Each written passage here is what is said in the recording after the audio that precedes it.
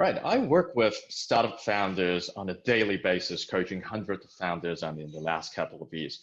A lot of us are actually building apps and platforms out there. And one of the questions that get raised all the time is, oh, am I eligible to apply for the R&D Tax Incentive?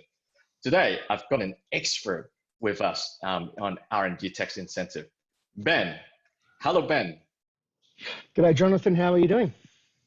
I am very well. Like you, as an expert on R&D tax incentive, what advice would you give to these startup founders building apps and building mobile apps and platforms? Am I actually doing R&D?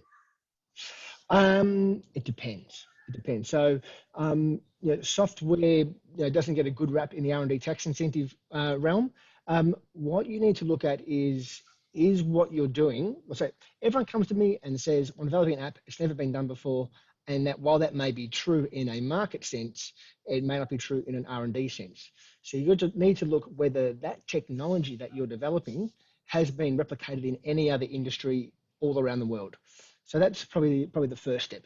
And it's not so much the app itself. Apps are very easy to produce these days. If you went back 10 years and were developing an app, yes, it may have been R&D, but in today's terms, building an app is not necessarily R&D. So it's really the ingredients that go into it. So I talk about it, like you're baking a cake. Just because you've baked a cake with pink icing that's never been done before, it's really the ingredients that go into it. So, what ingredients we're using, how long did you bake it for? What is the shelf life? What is the moisture content? So all these various ingredients and interplays is what makes it R&D.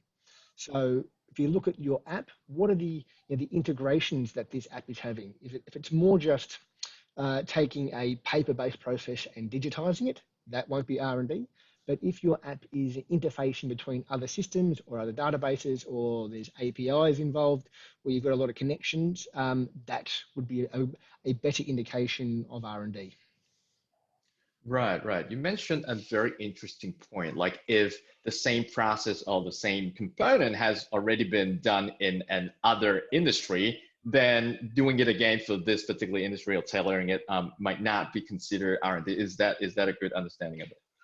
Exactly. So if there is a table booking service for a restaurant, and I can get on my phone and book a table, and then in a new industry, in a hairdressing salon, there's no booking service, and you produce the same thing, even though it's new to the industry and it's never been done before, it is not actually R&D because the technology side of it has been done before in another industry, and so it doesn't pass the test of has it been done before, essentially.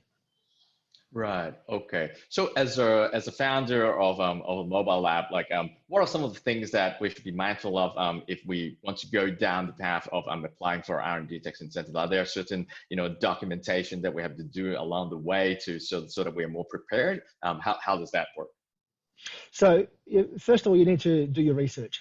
Has this been done before? Has the particular technology around the app been done before? Not necessarily the market, the technology. So research that aspect of it. And then it comes down to looking at the activities. So you need to have a hypothesis driven, and typically software developers don't come with that mindset. So you might need to look towards the end of the project and work back. And so, what didn't work along the way? Can we determine that is actually R&D? Was there a hypothesis around that? So various aspects of an app could be R&D. So look for those things that you have tried and they didn't work. So certainly document failures. And then there's the other question around costs. So if it's developed by an offshore entity, that would be ineligible expenditure.